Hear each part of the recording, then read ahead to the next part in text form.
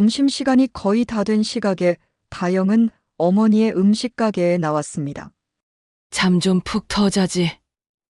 식사하려고 나왔어? 많이 잤어요. 배가 고파요. 국밥 한 그릇 해주세요. 그래. 맛있게 끓여주게. 조금 기다려. 다영은 휴가를 나와 어머니가 하는 국밥집에 점심을 먹으러 나왔습니다. 한창 붐볐을 시간에 지난번보다 손님들이 적은 것 같았습니다. 손님들이 많지 않네요. 지난번엔 북적댔잖아요. 경기가 너무 안 좋아. 물가는 오르고 소비는 안 되니까 영세상가들은 더 힘들어. 걱정이네요. 손님이 늘어나도 물가 때문에 마진이 많지 못한 데다가 장사는 안 되는데 고정적으로 뜯어가는 돈들도 은근히 많아서 더 어려워. 그게 무슨 말씀이에요? 뜯어가다니? 응. 그런 게 있어. 깡패들이 정기적으로 수금을 해가. 그것도 금액이 점점 더 많아져. 경찰에 신고해야지요. 그랬다가 후화는 누가 감당하게. 경찰이 매일 시장을 지켜주지 않고서는 불가능한 일이지. 다영은 속에서 열불이 났다. 가뜩이나 경기 침체로 장사가 안 되는데 거기에다 조폭들까지 설치니 영세업자들은 설 곳이 없습니다. 다영은 그런 어머니의 고생을 생각하면 속에서 끓어오르는 분노를 참을 수가 없습니다. 하지만 다영은 군인이었습니다. 그것도 특전사의 정예요원이었습니다. 사적인 일에 군인 정신을 함부로 훼손해선 안 되는 것이었습니다. 어머니 국밥집 맛이 더 좋아진 것 같아요. 그건 네 입맛이 좋아서 그런 거겠지. 그때 가게 문이 벌컥 열리더니 팔뚝에 문신이 잔뜩 새긴 덩치들 3명이 들어왔습니다. 그 일대 지역의 태수파 놈들이었습니다. 어이, 장사가 잘 되는 데는 자릿세를 좀 더 내야지. 아주머니, 가게 안의 손님들은 긴장을 했습니다. 2명은 겁이 나서 식사를 하다 말고 나갔습니다. 영업방해가 이뤄지고 있었던 겁니다.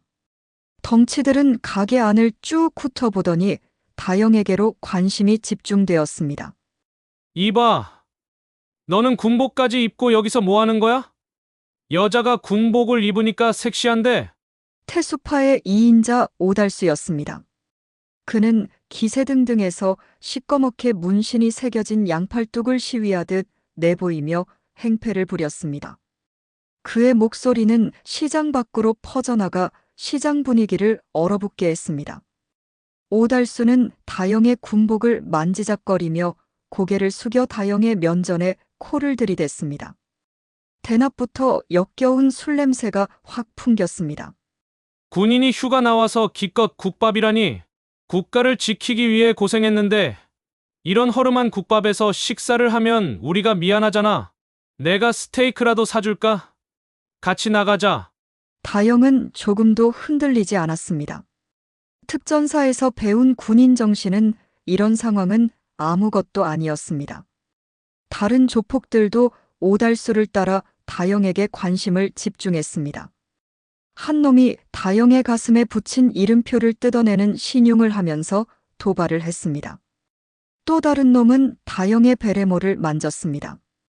다영은 주먹을 불끈 움켜쥐었습니다. 그렇지만 겉으로 내색하지 않고 평정심을 유지했습니다. 최전방 산악지대 100킬로 행군으로 인내하는 법을 배웠습니다. 하루 24시간 잠을 안 자고 30킬로 완전 무장으로 산악지대를 걷다 보면 순간적으로 잠이 들어 낭떠러지로 나뒹굴어 생명이 위협받는 일도 있었습니다. 지금 정도의 겁박은 간에 기별도 안 갔습니다. 다영의 어머니는 전전긍긍 어떻게든 조폭들을 내보내려고 비위를 맞춰주었습니다. 이보게. 이번 달치 수금 여기 있네. 장사가 안 돼. 너무 어렵네.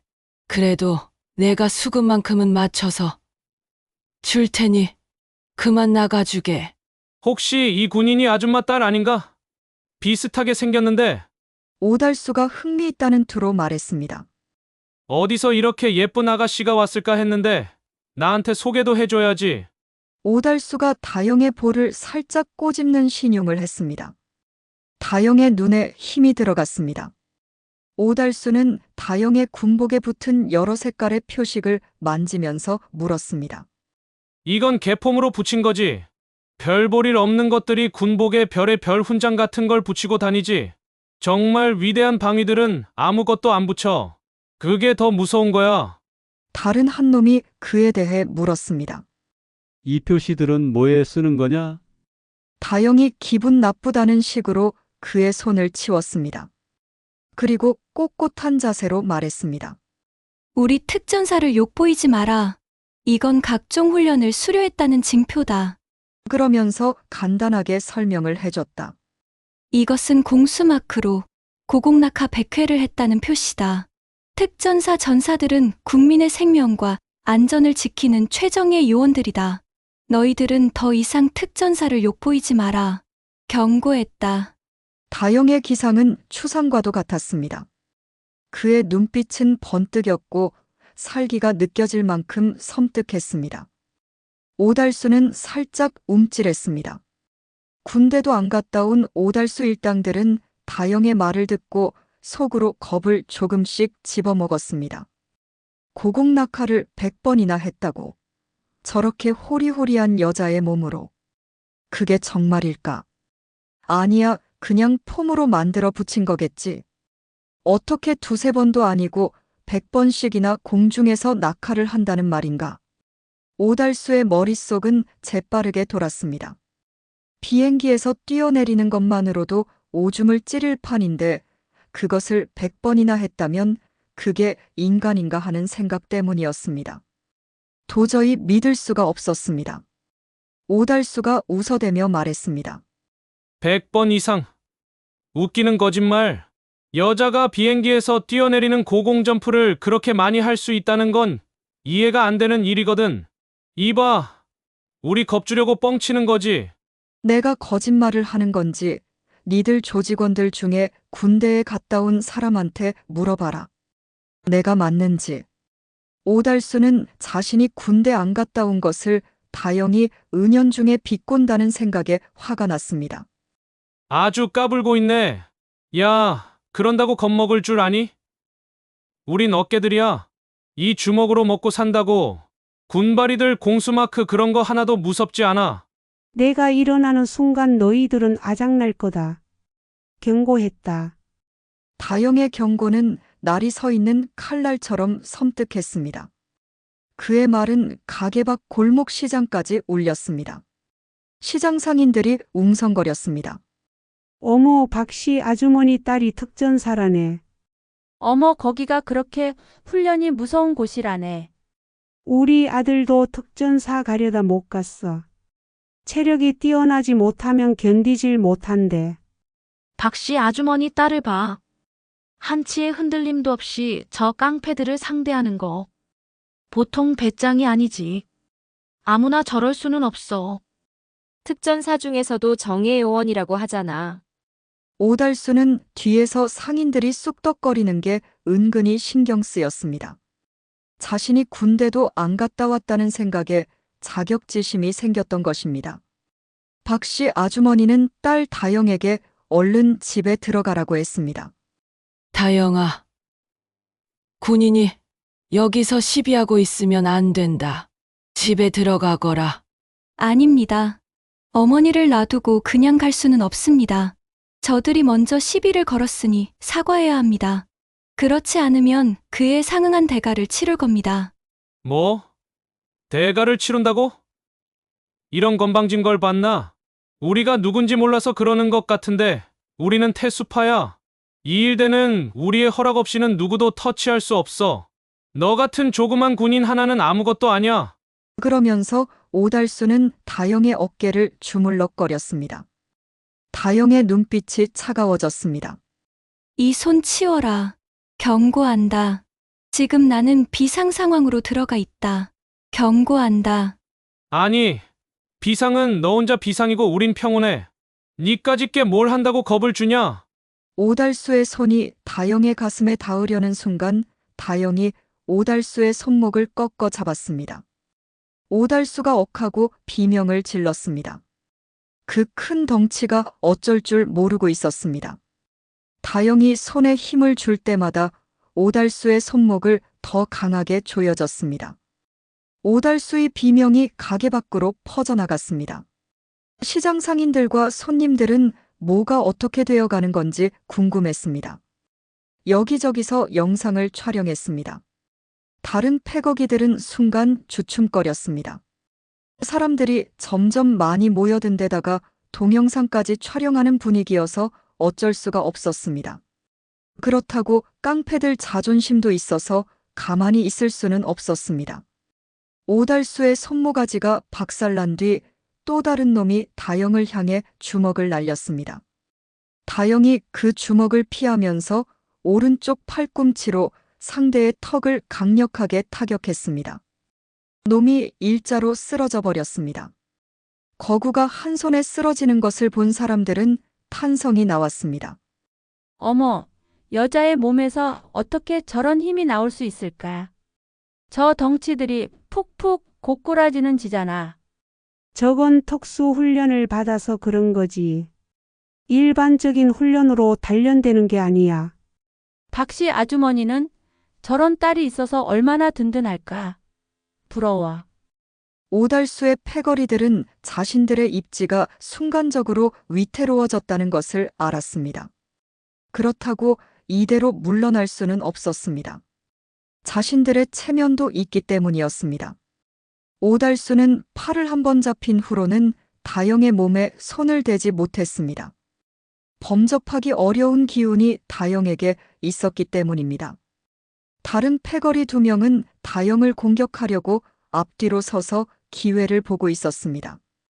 다영이 순간적으로 식탁 위에 있는 젓가락 하나를 집어들어 한 놈을 겨냥해 던졌습니다.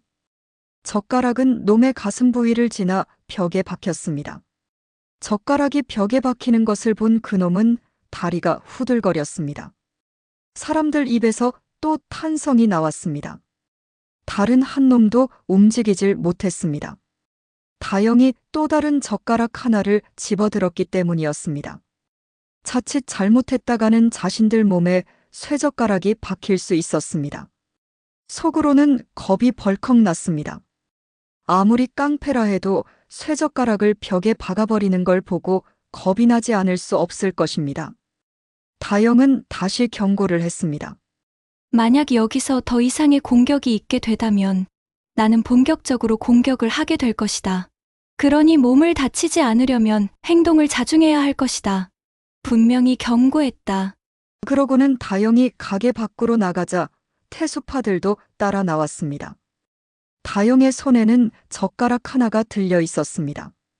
좁은 가게 안에서는 다영이 불리했기 때문에 넓은 밖으로 유인해낸 것이었습니다. 그런 일련의 계산은 군훈련 때 작전의 하나이기도 했습니다. 적을 아군의 유리한 곳으로 유인해 섬멸시키는 전술이었습니다. 상대방은 그런 줄도 모르고 다영을 따라 바깥으로 나왔습니다. 다영의 경고는 구두탄으로 그치지 않았습니다. 실제로 쇠젓가락이 자신들 몸에 박힐 수 있다는 사실을 봤습니다. 누구나 생명 잃는 것을 겁냅니다. 그건 본능적인 일입니다. 깡패일지라도 예외는 아닙니다. 다영의 경고로 태수파들은 다소 기가 죽었습니다. 그렇다고 다영이 일이 다 끝났다고 생각한 것은 아닙니다. 오달수가 먼저 사태를 수습하기 위해 말을 꺼냈습니다. 이봐, 우리가 싸워서 이득이 날 게 뭐 있나? 좋게 마무리하는 게 서로에게도 편안할 거야. 아니, 나는 마무리할 수가 없어. 시비는 니들이 먼저 했고 또 그동안에도 보이지 않게 우리 어머니를 포함해 많은 시장 상인들을 등쳐먹고 살았잖아. 사과부터 해야 하고 그리고 다짐을 해야 해. 다음부턴 수금하는 짓 안 하겠다고. 그렇지 않으면 오늘부터 니들은 군과 경찰의 수배를 받게 될 거야. 오달수는 속으로는 겁이 났지만 겉으로는 그렇게 보일 수 없었습니다. 네가 우리를 지금 제압했다고 생각하는 것 같은데 절대 그렇지 않아. 여자라고 어느 정도 신사도가 발휘된 것도 있어. 정말 실제로 우리와 부딪힌다면 너는 다시는 군대에 돌아가지 못할 거야. 정말 그렇게 생각하나? 그렇다면 한번 제대로 붙어볼까? 나는 분명히 경고했어. 나는 특수훈련을 받은 사람이야.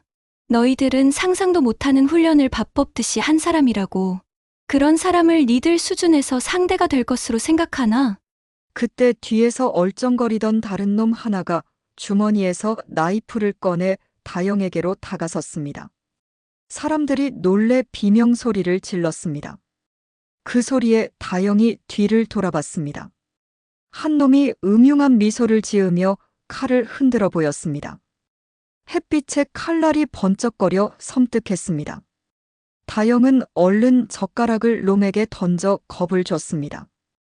겁을 주기 위해 일부러 맞추지는 않았습니다. 그 순간 놈이 움찔할 때 다영의 옆차기가 놈의 가슴에 박혔습니다. 놈이 충격을 받고 태세가 흔들렸을 때 다영이 돌려차기로 놈의 면상을 날려버렸습니다. 다영의 구두발이 놈의 관자놀이 부근을 강하게 때렸습니다. 그것으로 놈은 완전히 기절해버렸습니다. 시장 사람들은 그 모습을 영상에 담으면서 박수를 쳤습니다. 그 사이에 누군가 경찰에 신고를 했습니다. 곧이어 경찰 순찰차가 달려왔습니다. 정복 경찰 3명이 다가왔습니다. 그중 이경장이 물었습니다. 이 싸움은 어떻게 해서 벌어진 겁니까? 사람들이 태수파 일동을 가리켰습니다. 태수파는 겁을 먹고 고개를 흔들었습니다. 그때 다영이 앞으로 나갔습니다. 경례를 붙인 다음 다영은 사실대로 상황을 설명했습니다. 저는 특전사 특임대 707 중사 이다영입니다. 707이라는 말이 나오자 경찰관들은 놀래 다영의 얼굴을 다시 봤습니다. 이렇게 예쁘고 가냘픈 여성이 대테러 진압부대의 정예요원이라는 게 믿어지질 않았던 것입니다. 다영은 그들의 놀란 표정을 무시하고 상황을 설명했습니다. 여기 이 조직폭력배들은 오늘 수금을 하기 위해 저희 어머니 가게에 들어와 행패를 부렸습니다. 특히 군인인 저를 성적으로 추행하였습니다. 저는 이자들을 업무방해와 폭력행위 등으로 고소하겠습니다. 이경장이 물었습니다. 누가 먼저 주먹질을 했습니까? 상대 3명이서 저한테 덤벼들어 방어 차원에서 공격으로 정당방위였습니다. 칼로도 위협했습니다. 그런데 혼자서 저 거구 3명을 전부 제압했다는 겁니까? 그때 다른 목격자들이 이구동성으로 말했습니다. 네, 저 군인 혼자서 싸움을 끝냈습니다. 경찰관들은 서로 얼굴을 쳐다보면서 믿기질 않는다는 표정이었습니다. 아무리 특수임무를 수행하는 군인이라고 해도 어떻게 저런 거구들을, 그것도 깡패들을 3명씩이나 쓰러뜨릴 수 있다는 말인지 이해가 안 갔습니다. 경찰관들의 의아한 표정을 본 목격자들이 답답하다는 듯 자신들의 휴대폰으로 영상을 직접 보여줬습니다. 그 동영상을 본 경찰관들은 입이 벌어진 채 잠깐 동안 멈춰 있었습니다. 누구랄 것도 없이 동시에 입이 벌어져 있었습니다. 세상에 이런 일이 있을 수 있나? 이건 마치 영화의 한 장면 같지 않나? 이경장은 다영을 다시 쳐다보면서 어떻게 저 호리호리한 몸에서 저런 파워가 나오는 건지 영상을 봤는데도 이해가 안 되었습니다. 다영의 몸 전체가 무기 같다는 생각을 했습니다. 그래서 다친 사람은 누구입니까? 영상을 보면 군인은 다친 데 없을 테고 얻어맞은 사람들이 다친 곳이 없나요? 양아치들은 가만히 고개를 숙이고 있었습니다. 자존심이 상해 맞아 다쳤다고 할 수가 없었습니다. 어떻게든 이 쪽팔리는 국면을 벗어나기만 바랄 뿐이었습니다. 경찰은 오달수 등의 안면 인식을 통해 범죄 경력을 조회했습니다. 폭력행위 등 처벌에 관한 법률 위반 등으로 3-4번이나 처벌받은 전과자들이었습니다. 그중 오달수는 다른 사건으로 기소 중지돼 있었습니다. 이경장은 오달수의 팔에 수갑을 채웠습니다. 그는 현행범으로 긴급 체포되었습니다. 시장 상인들은 박수를 치며 환호를 했습니다. 다영의 어머니는 다영이 자랑스러우면서도 한편으론 걱정이 되었습니다. 태수파들이 다영을 가만히 놔두지 않을 것 같았기 때문이었습니다. 다영아, 이곳에 계속 있으면 저놈들이 계속 덤벼들 거다. 휴가 남은 기간 동안은 다른 곳으로 가서 쉬는 게 좋겠다. 어머니, 걱정 마세요. 이대로 놔두면 시장 상인들에게 돈 뜯어가는 걸 막을 수가 없을 겁니다. 근본적인 대책 없이는 어머니나 상인들 모두 피해자로 남을 겁니다. 장사가 안 되는 시국에 저런 놈들에게까지 돈을 빼앗긴다면 일할 의욕이 있겠어요. 그렇다고 네 혼자 몸으로 저런 조폭들을 어떻게 감당하겠니? 저는 혼자가 아닙니다. 우리 군부대원들이 있습니다.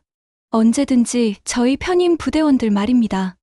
어머니는 다영의 확고한 의지를 확인하고는 더 이상 말을 할 수가 없었습니다. 그저 딸의 안위만 걱정이 될 뿐이었습니다. 다른 시장 상인들도 걱정이 되었습니다. 태수파 잔당들이 이번 사건을 빌미로 또 어떤 요구를 들고 나올지 알 수가 없었기 때문입니다.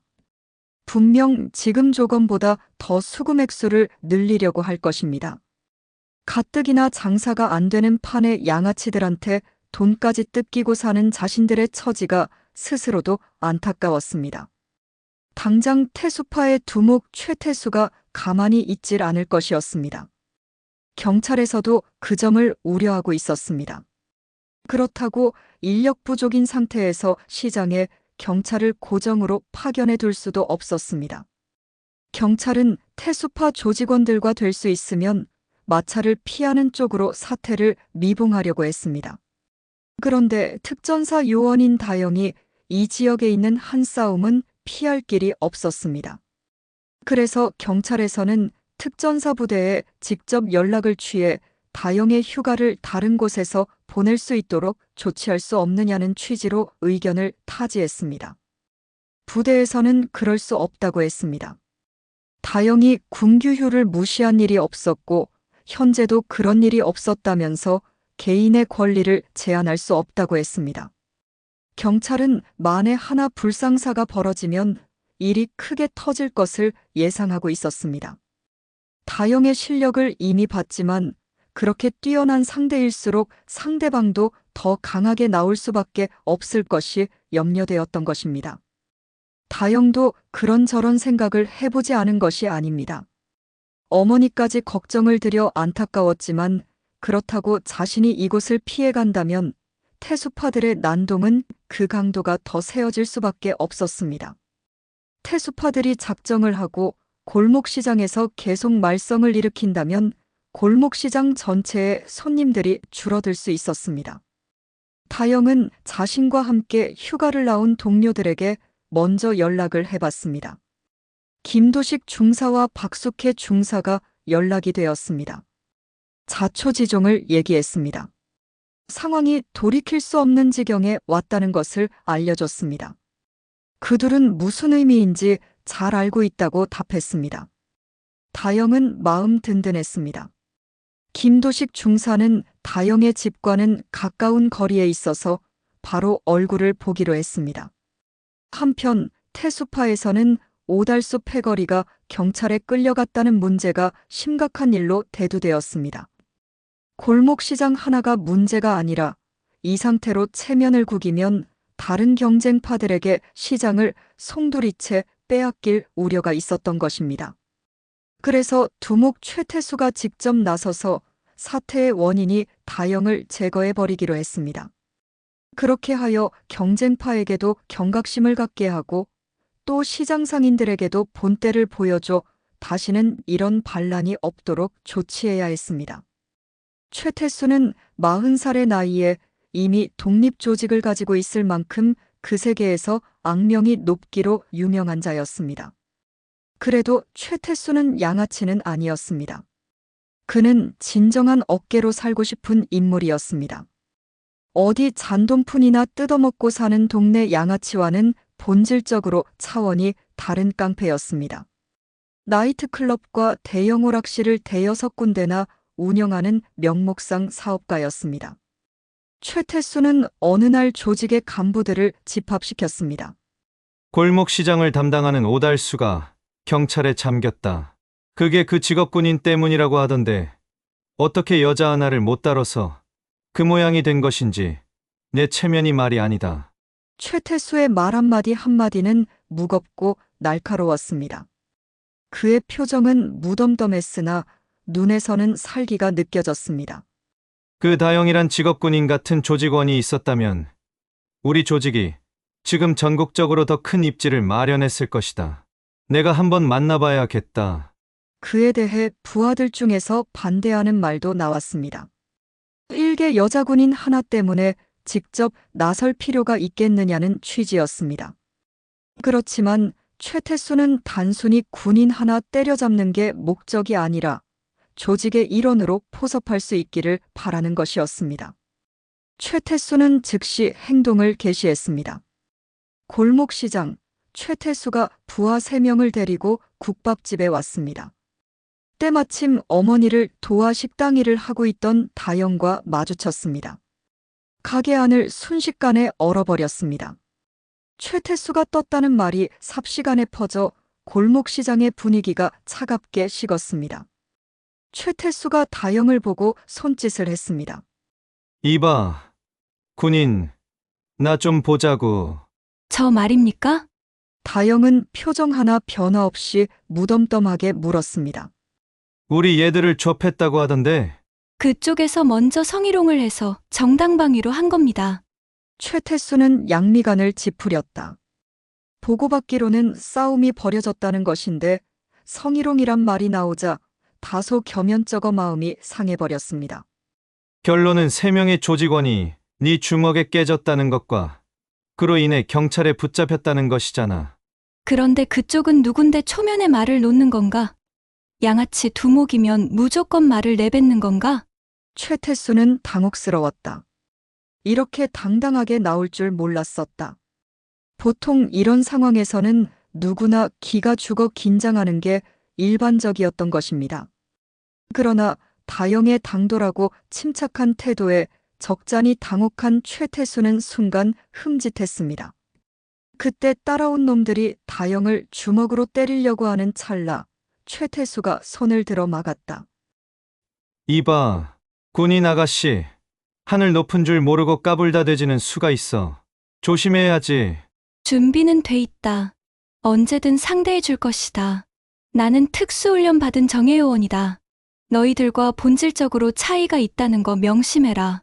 최태수는 가게를 둘러보더니 밖으로 나가자고 말했다. 다 함께 가게를 나갔다. 주변에 사람들이 몰려들기 시작했다. 그런 모습에 최태수가 또 난감해져 버렸다. 두목의 체면이라는 게 있는데 이렇게 사람들이 많은 곳에서 추태스런 싸움을 한다면 얻는 것보다 잃는 게 더 많았다. 이겨봐야 여자 군인 하나 이겼다는 조롱이나 받을 것이다. 진다면 이건 조직의 근간이 흔들리는 일이었다. 최태수가 전화로 누군가에게 지시를 했다. 잠시 후 2명의 어깨들이 사람들 틈을 벌리고 들어섰습니다. 조직 내에서 힘 좀 쓰는 행동대장들이었습니다. 행동대장 2명이 다영에게 다가갔습니다. 다영은 침착하게 대비를 했습니다. 그녀의 눈빛은 전혀 흔들리지 않았습니다. 한 놈이 다영의 어깨를 붙잡았습니다. 잡히는 순간 놈이 몸을 비틀어 다영을 엎어치기를 했습니다. 다영이 엎어치기에 넘어가는 것 같았는데 눈 깜짝하는 순간에 상대의 팔을 꺾었습니다. 상대가 꼼짝을 못하고 한쪽 팔을 부여잡고 다영의 움직임을 따라 비명을 냈습니다. 그걸 본 다른 한 놈이 이번에는 다리를 걷어찼습니다. 다영이 공중으로 몸을 띄워 피하면서 공중회전차기로 상대의 면상을 날렸습니다. 너무나 한순간에 벌어진 일이라 보는 사람들은 침을 삼킬 수도 없이 긴박했습니다. 최태수는 그 노련한 움직임을 보고 흥미를 느꼈습니다. 최태수는 손을 들어 부하들을 막았습니다. 이봐, 군인. 그런 실력이면 꼭 군인을 할 필요 있을까? 우리 함께 일을 해보자고. 구체적으로 한번 따로 만나 얘기 좀 하는 게 어때? 나는 대한민국 특전사 정예요원인 게 자랑스럽다. 너희 같은 범죄 조직에는 관심 없다. 우린 사업을 하는 거야. 이런 골목 시장은 그냥 우리 애들 용돈 좀 빼쓰는 곳인 모양이야. 자네는 우리 조직에 온다면 부두목급으로 나이트클럽 2개 직접 운영할 수 있을 거야. 어때? 다영은 표정 하나 바뀌지 않고 거절했습니다. 최태수의 인상이 다시 찌푸려졌습니다. 오늘 임자 한번 제대로 만나게 해주지. 행동대장 두 놈이 다시 덤벼들 준비를 했습니다. 다른 놈들도 주머니에서 나이프를 꺼내들었습니다. 일촉즉발 긴장감이 팽배해졌습니다. 그때였습니다. 다영의 동료 김도식 중사가 나타났습니다. 사람들의 시선이 김도식 중사에게 집중되었습니다. 저건 또 뭐야? 다영이 큰 소리로 김도식 중사를 알려주었습니다. 그녀의 목소리는 안정돼 있었습니다. 우리 특전사 동료 김도식 중사다. 온몸이 살상무기라는 게 뭔 말인지 알게 될 것이다. 최태수가 부하들에게 손짓을 했습니다. 그러자 네 놈이 동시에 다영과 김도식 중사에게 덤벼들었습니다. 다영은 칼로 찌르는 한 놈을 피해 다른 놈 쪽으로 붙었습니다. 놈은 다영이 다가오자 주먹을 날렸습니다. 주먹이 다영의 얼굴을 스치듯 지나쳤습니다. 그리고 다영의 다리가 놈의 낭심을 걷어찼습니다. 놈이 억소리와 함께 주저앉았습니다. 다른 놈들은 김도식 중사에게 덤벼들었습니다. 김도식 중사는 그중 칼을 든 놈의 팔을 다리로 내리쳐서 칼을 놓치게 했습니다. 동시에 김도식 중사의 무릎이 놈의 복부에 꽂혔습니다. 놈이 숨도 못 쉬고 뒤로 뻗었습니다. 그때 최태수가 김도식의 뒤에서 옆구리를 걷어찼습니다. 김도식 중사가 한 대 맞고 뒤로 주춤 밀려났습니다. 그 순간 사람들 틈에서 또 다른 한 명의 특전사 요원이 뛰어나왔습니다.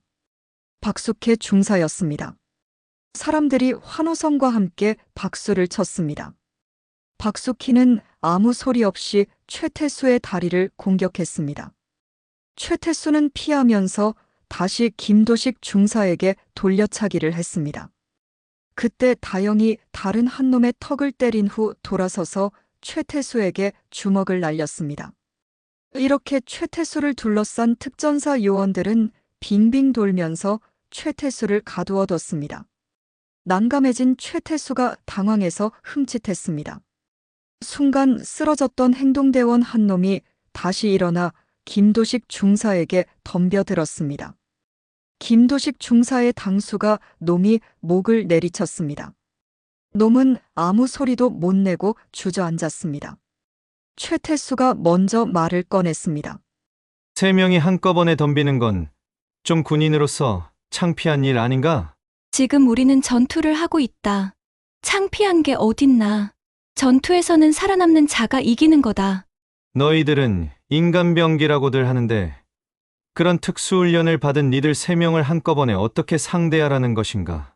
내 비록 어깨 3개에서 이름 좀 날렸지만 아무리 그래도 이건 아니지 않나? 다영이 짧게 물었습니다. 그래서 어떻게 하겠단 말인가? 우리는 이 전쟁을 완전히 끝내길 원한다. 다른 놈들과 얘기해야 쓸데없을 테고 두목인 너와 단판을 짓고 싶다. 최태수가 주변을 둘러보며 위축된 모습을 보였습니다. 여기저기서 동영상을 찍고 있었기 때문입니다. 원하는 게 뭐냐? 다시는 골목시장에서 수금해가는 일이 없도록 약속해달라. 최태수는 잠시 망설이다가 말을 꺼냈습니다. 좋다. 내가 약속하마. 이 골목시장에게 우리 애들을 전원 철수하도록 하겠다. 그걸 어떻게 믿을 수 있나? 우리가 부대에 복귀하고 나면 다시 원상태로 돌아가지 않겠나? 나는 최태수다. 내 말은 우리 조직에서 곧법이다. 나를 믿으면 된다. 좋다. 만약에 우리가 군대에 복귀 후에 또 다시 이런 일이 생긴다면 우리는 그때 너희들을 응징하러 나올 것이다. 다시 올 때는 지금보다 더 많은 요원들이 올 수 있다는 걸 분명히 밝혀두겠다. 다영은 김도식, 박숙회 중사와 손을 맞잡았습니다. 시장 사람들이 박수로 그들의 승리를 확인시켜줬습니다. 다영이 최태수 앞으로 걸어갔습니다. 최태수는 희미한 미소를 하고 다영에게 악수를 내밀었다. 다영도 악수를 받았습니다. 내가 패배한 것은 맞는데, 그런데 마음은 흡족해지는 건 뭐지? 나도 대한민국 사람이기 때문에 그런 것 같다. 너희들 같은 군인들이 나라를 지키고 있다 생각하니 직업을 떠나 마음 든든해진다. 그건 대한민국 국민들 누구나 같은 마음일 것이다. 그대도 멋있었다. 패배를 인정할 줄 아는 것도 명장이 할 일이다. 그런 점에서 그대는 양아치라고 부르지 않겠다. 두 사람은 웃었습니다. 두 사람 모두 직업과 출신을 떠나 자랑스런 대한민국 국민이자 군인인 것을 자랑스러워했습니다. 그때서야 순찰차가 사이렌을 울리며 다가왔습니다. 경찰관 2명이 내렸습니다. 또 무슨 일입니까? 다영이 최태수한테 물었습니다. 우리와 무슨 일이 있었던가? 최태수가 대답했습니다. 아무 일도 없었는데. 시장 사람들도 고개를 좌우로 흔들었습니다. 며칠 후, 다영이 부대 복귀했을 때 부대장의 호출이 있었습니다. 다영을 비롯해 3명의 요원들은 부대장 앞에 경례를 했습니다. 부대장은 만면에 웃음을 띠며 한 사람씩 악수를 했습니다. 여러분들, 동영상에서 활약상을 전부 봤다. 어디 가서든 우리의 임무를 잊지 않고 싸울 수 있는 여러분의 기상에 감사를 드린다. 국민들에게도 우리 같은 부대가 있다는 게 든든할 것이다. 그런 점에서 여러분은 우리 부대에 좋은 영향력을 끼친 것이다. 그래서 오늘 하루는 영내 휴가를 줄 테니 자유롭게 생활하도록 하라. 3명의 요원들은 경례로 감사를 표했습니다. 3명은 자신들의 활약상이 그려진 동영상을 보면서 서로 웃으며 생활관으로 향했습니다. 햇살은 따사롭고 바람은 코끝에 살랑거렸습니다. 의상 사연은 여기까지입니다. 감사합니다.